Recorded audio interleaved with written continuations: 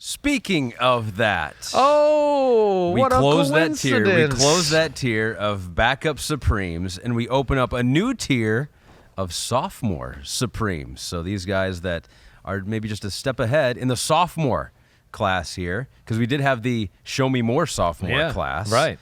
Now we have the This is tight, man. This is tight. Supremes. Okay. So we have two players Yeah. in this tier for you. Let's start with number 26. Okay. Well, 26. In Brock we trust. Okay. Brock Purdy, he's pretty good. I know this won't be. Can we keep doing that? Oh, this we're year? going to do it right now. I mean, I know that, the 49ers fans are going to think he should be, much higher. This is going to be fascinating to me. I know. The reaction to this ranking, because you have, on the one side, you could have some people that are like, all right, are we really moving him up this much after, it was 1 year in the Kyle Shanahan system, and he was the last pick of the draft, and are we just, prisoners of the moment, or are there going to be people that are like, he should be way higher in this list? I really legitimately don't know. I think we're going to get more of that. You do just think from our feel at the end of the year, right? There was a few times where we talked about Brock Purdy, and people were starting to go, he's already a top 10 NFL quarterback. That's true. And I was like, what? Yeah. Are you on drugs, or were you on drugs? Right? The injury might be saving you here, because they might say, "Oh, he's got him lower because of the injury." So. Yeah, no, it's not. I'm not. Yeah. I'm not taking that into account. This is a fully healthy Brock Purdy. Exactly right. There's when you watch them, him and Sam Darnold are very similar. Okay, in the way they play, the way they handle, the way they stand in the pocket. Even some of their abilities are very similar, right? But Darnold's physical arm is better than Brock Purdy's, right? To where, like, Darnold has a stronger arm, Darnold has a quicker release. These are things Brock Purdy can get better at, for sure, right? But Brock Purdy, the one thing, I don't know, I kind of forgot or just didn't, maybe, forgot. Damn, is he a good athlete? Way better than we even think. Like if we went back and watched together, it'd go, yeah, watch him escape this. Watch him run here. Whoa, look at this escape to find a completion or a touchdown pass here.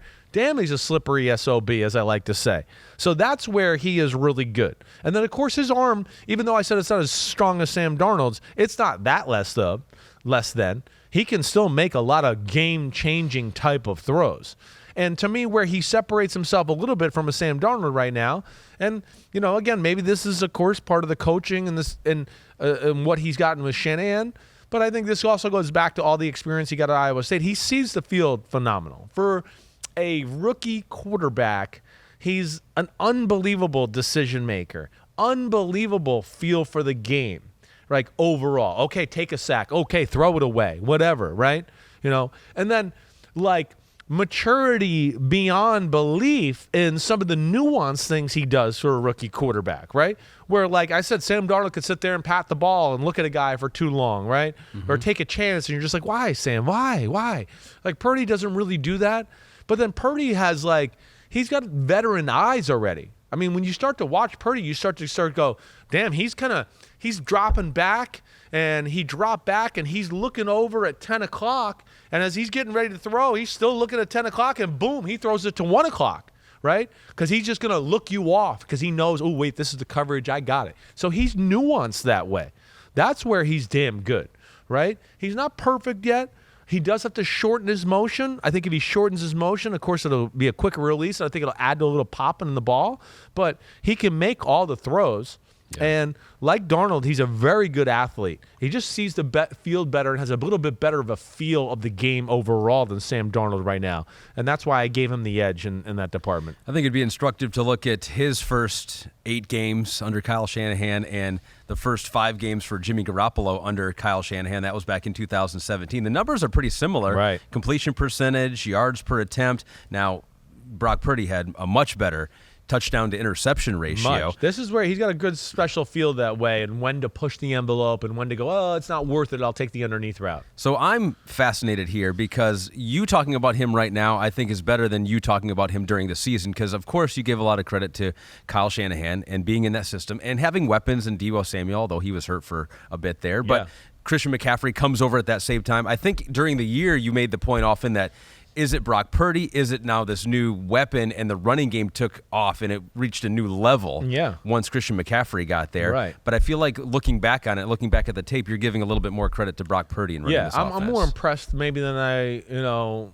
remembered being during the season, but also in realizing and having him number 26 in my ranking to go, no, this is still a guy that has to improve on some things. And still a lot of the good we looked at was still because that team is awesome and they can do a lot of things. I mean, there's some games you could sit there and look at and go, well, holy shit, he's wide open. Holy shit, that's a screen that went for 60. You didn't do anything, right? Holy shit, he's open again, right? So that's where, again, there's a lot to like. And for a rookie to be thrown in that situation and play the way he did, that's another reason, I have him where he has. He's got, moxie and cool under pressure and all those type of things that show up that a team rallies behind too. And there's a reason they've made him the starter and they're telling him he's the starter if he comes back because they have a coaching staff and a bunch of players in the locker room who believe in the guy as a leader too. And that's another aspect he's got a little bit of advantage of in Sam Darnold. Right elbow surgery is what he had in the offseason. The 49ers say that after 12 weeks, they're going to evaluate him. Right. That'll be about mid-June, and then they'll have a timetable. They're hoping late August, early September, could be close to the beginning of the regular season. And you mentioned if Sam Darnold gets off to a good start, who knows what they do at the quarterback position, but pretty clear that they have something in Brock Purdy. And I was thinking about this too. We make a lot about giving up the 2 first-round picks and then using the other first-round pick on Trey Lance. I feel like they just got one of those back. Right? With Brock Purdy, you basically just got a first-round pick back. Yeah. Because where would he have gone? If he was in the draft this past year, I hadn't thought about that before. With Anthony Richardson, we've seen it for a year with Brock Purdy. Right. But after having seen that, let's say for whatever reason, they're like, he was glitch. There's a glitch. We have to put him back in the draft. Right. Where would he have gone ahead of those top 3 quarterbacks? I don't think so. I know it's tough to talk about, after seeing him a year in the NFL and all that, but I still don't know if there's enough pure elite physical talent, to be drafted higher than those first 3 or anything like that. Right. Certainly I misevaluated. We all did. But probably a first rounder though. Don't you think a team would take what they saw from Brock Purdy at the end of the first round, like Kenny Pickett territory? I don't know. That's interesting. I don't know about that. Again, and again, why I got him at 26 is I gotta see more in that department. Like I said, I think there's a lot of Shanahan factor in what went on there too, right? So that's where, I'd like to see a little bit more before I make some bold statements like that. I wish, like I said, he's got to tighten that motion. I wish he was a hair more aggressive as a thrower. All right, that would be one thing I'd throw out to you too. Yeah.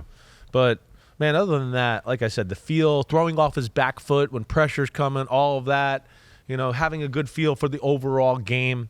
That's where, he's light years ahead of most rookie quarterbacks. But, again, it's going to be an interesting year with him. He's got some challengers there in San Francisco with Sam Darnold. Yep.